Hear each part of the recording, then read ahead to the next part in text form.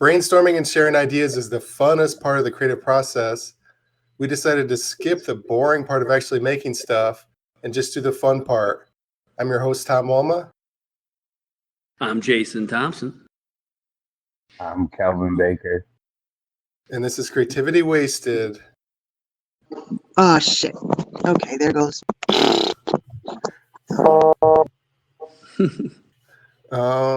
I did have another one, if it's just me and you, where I want to find an app that finds loopholes for everything. Like a schemer app. Yeah.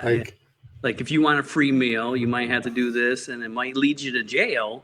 But hey, that's all right, because we got another loophole that can get you out of jail. They'll find a loophole for it. I'm trying. So it would so you're going about your day. Yeah. And it would just pop up notifications like a devil in your ear. Yeah. Like, psst, if you go here, you can grab this and run away, and they won't catch you. Or let's say if you got pulled over, it might give you, a way to say, hey, I noticed that you're improper pulling me over. You didn't have a substantial, whatever. So it's just gonna come up with notice that, yeah. If you lie and say that you're 65 years old, you'll get 20% off on this website. Yeah, all you got to do is tell your kids, say you're 11, and you get free meals and stuff like that. But I don't know how ethical that is. But if it's a technical loophole, I think it should be right. You'd be, hey. Of course, then all the loopholes start to get filled. But for a while there, I think it'd be a good thing. Yeah, this is like another AI thing. You just have to be aware of everything you're doing and Yeah, I was thinking I had worked for City of Grand Rapids, but I had a CDL and I got random drug testing, and then so I popped dirty having THC. This was in 2004 before it was even legal here, and I'm like, well, I need this for Crohn's disease. I really do. I need marijuana to help me eat and for pain and all this stuff. So I had to find a loophole for me to still continue my job, but also have a CDL where I can then have THC in my system legally. And it took a while, but yeah, I found there's the Marinol, the drug. It has federally approved THC in it, but I had to go out to California and find this particular doctor that's, going to prescribe it for me. And so, yeah, it was like a goose hunt for finding this loophole, which then I brought it back to my city, and they couldn't fire me. And that almost sounds legit. I wouldn't even know if I would call that a loophole. It's like, well, they did finally close that loophole because then now they're not allowing people to have this Marinol, and so yeah, they're going to be testing for all different stuff. But yeah, at that point, that was another thing too. Before I peed dirty, I used to have a loophole where I could put bleach on my finger, just a little bit. I mean, it would dry up even. So then I'd just act like I'm washing my hands, but then I'd pee in a cup and then just put my bleach finger into that pee.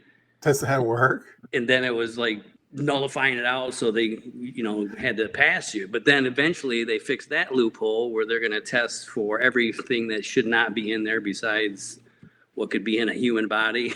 Oh, it just caused the test to be inconclusive, and they couldn't fire you for that. Okay, I see. Then they start testing if it's, anything whatever. So part of your app would be keeping up with the latest schemes and making sure you don't do something that they've caught on. Yeah. Would no longer work. Yeah. The loophole finder. That was my other one. The loophole finder with periodic updates to make sure you don't use a closed loophole. You can get information from, people that, how you go, you always hear well, I didn't go to jail, but you always hear people, if they go to jail, they actually find out how to beat the system even better. And they become better criminals. How to sneak stuff in. Yeah, stuff like that. Prison too, yeah.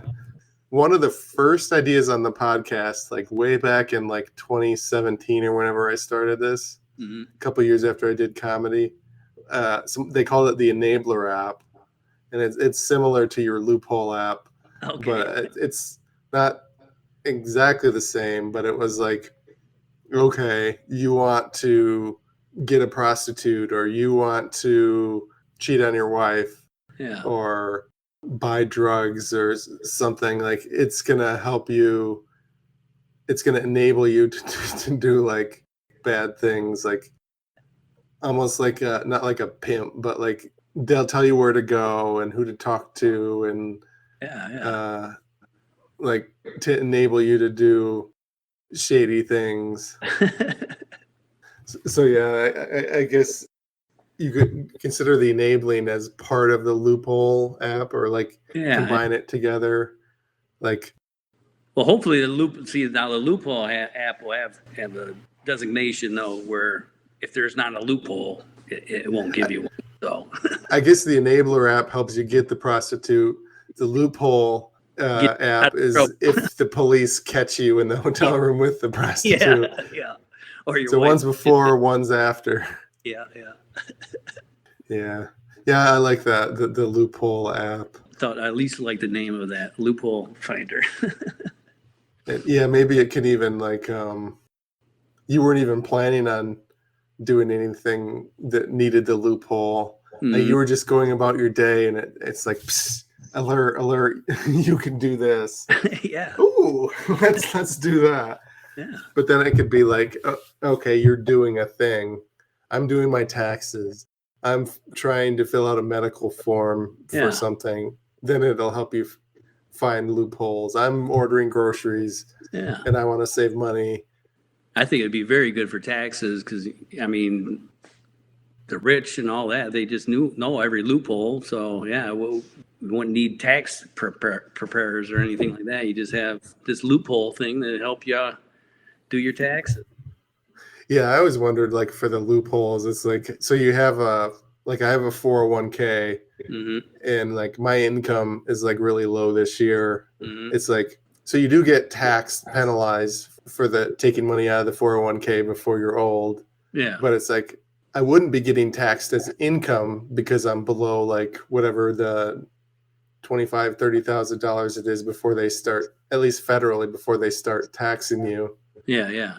Federally. So it's like, would it make sense to could I pull money out of the 401k and eat the penalty? Yeah. But then not get taxed on it because my income is low. Yeah, tell you exactly how much to take out, Or could I pull out that, like, would I have to pay medical insurance for the next 6 month medical insurance? Or like I think I paid $300 a month, $350 for medical insurance or something.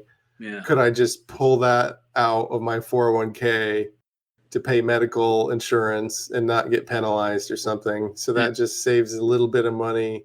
Yeah. Like, I would like to see if there's some loopholes on pulling my retirement money out without penalty. Yeah. That's what I would want to use it for. Yeah, a lot of people will probably lose jobs because I feel a lot of people's jobs are finding these loopholes. So.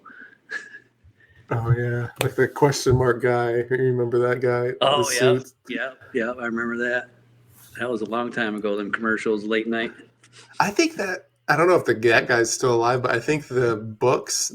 I think they make them like yearly or something. Like I think they still do that. I want to say I've seen some documentary talking about him and all that. Yeah, I saw that, like a Vice documentary. Yeah. And his kids and. Yeah. Yeah, it's very, very unique person. He was the actual guy, the guy with the question mark suit. It was his business. He wasn't just a spokesman. It was his actual thing. Yeah.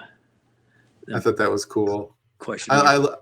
I like it when the actual person is like, that's the one you see. Like, it almost warmed my heart to find out the Nigerian prince scams were actual Nigerians.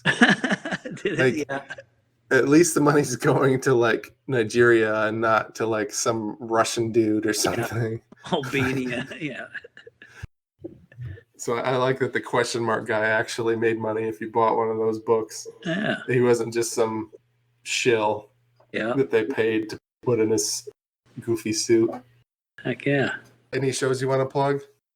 I'm doing Valhalla. The 11th, I'm doing something in Muskegon. It's supposed to be 20 minutes. First time trying to do 20 minutes. You got to do 20 minutes. and can't leave. Otherwise, they're going to hit you with baseball bats or wiffle ball bats, I'm told. Oh, is that the one with Ricardo? Yep, yeah. I forget. That's such a stupid idea. I'm going to leave that in. Yeah. So it seems like this weird toxic thing where he wants to like hurt young comics. Yeah, who are arrogant. Start off where the announcement was, if you think it's so easy to be in a feature or something like that, and you want to test it out, okay, sign up if you're a new comic, and we'll get you on. You're gonna do 20 minutes. I said I was actually only interested because I seen it was 11:11. I'm always with numbers, like, so I thought, oh, maybe it's a sign that I should do this. So I just signed up. Hey, yeah, I'll do it, and then. Before I know it, he's emailing, all right, here it is. Give me Here's how I predict it's going to happen. What he seems to think is that people are going to run out of material. Yeah. People like you, young comics. Yeah. Or new comics. Yeah. They're going to run out of material. They're going to want to leave the stage, and he's going to embarrass them. Or hit them with bats, yeah. Hit them with wiffle bats or whatever to force them back on the stage. So here's what's going to happen. Nobody's going to try to leave the stage early. So you're going to have the worst show ever. You're going to have comics who aren't ready to do 20 minutes, one after the other. Yeah, I'm predicting everyone else is going to do all right except me. I didn't mean to insult you by saying it'd be the worst show ever, but I could see. I am admitting that is correct. It probably will be, but you're correct. I'm not leaving, so I'll just stand up and just keep saying shit. That's all I'm going to do. But I mean, I can see as a comic wanting to do it because you get a chance to try more time that you've never done before. In fact, I think I've only done one ever 20-minute set. Yeah. Like even when I emceed at the comedy club, they gave me like 10. I haven't done a lot of showcases. So Ricardo's show. Yeah. Can you imagine being someone in the general public who wants to go see a comedy show? You're seeing people who, one after the other, do 20 minutes. None of them are, you might get a diamond in the rough who has good set all the way through. Yeah. But probably not, because you're all new comics. So it's like, you're designing a show to punish the audience. And the whole gimmick of the show is never going to work because nobody's going to leave the stage before 20 minutes is up. So what is the point of this thing? Make featured people look more respectable, I guess, that this is a hard thing for them. What they're doing is hard. So not anybody can do it. And then just letting us people, like normal 5 minutes, that's what we only should get. We should never even think about doing more than that because look at you can't do shit. I think, he's probably been hearing people always going, hey, look, you don't get me on, let me do a feature. Or, oh, I can do it, I can do that. And he's like, all right, motherfuckers, here, makes a post and says, whoever thinks they can do it, come on, sign up. And I was just one that was picked that said it, but I'm not going, oh yeah, I can definitely, that's. I've always been that guy. Oh, I can do 20 minutes. I could do a half hour if they give me a half hour. But I'm a writer. I'm a horrible performer, but a good writer. So I think I really could do a good 30 minutes. I think it's just remember, really. Yeah, it would have to take me 2 months to memorize 30 minutes of one-liners. What day is that again? You said the day, right? Yeah, 11/11. So this Saturday at 8 in Muskegon. Cool. Yeah, then the 29th is that Little Darlings. Yeah, I'll let you go. All right. Good luck on the 20-minute show. I definitely want to hear how that went. What are you doing? What do you got going up?